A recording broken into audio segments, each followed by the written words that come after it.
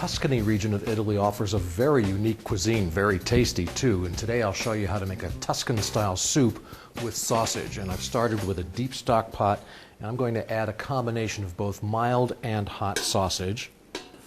And then I will enhance it by adding some Italian seasoning and red pepper flakes. I'll cook the sausage until it's done, about 10 minutes, and then I'll remove it to a plate.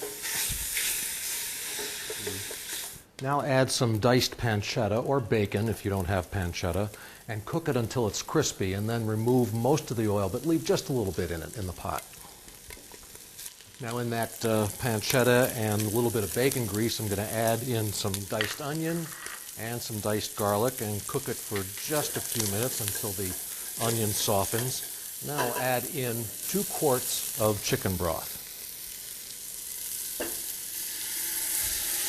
Now when the chicken broth comes to a boil, go ahead and add 6 cubed red potatoes and cook them for about 12 to 15 minutes until they're fork tender.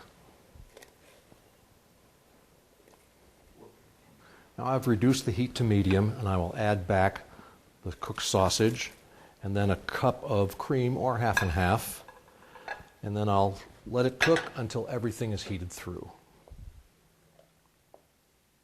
Now I've seasoned my soup with salt and pepper, and now I will ladle it into a bowl that's got some kale in it. I'm using flowering kale, but you can use the green style.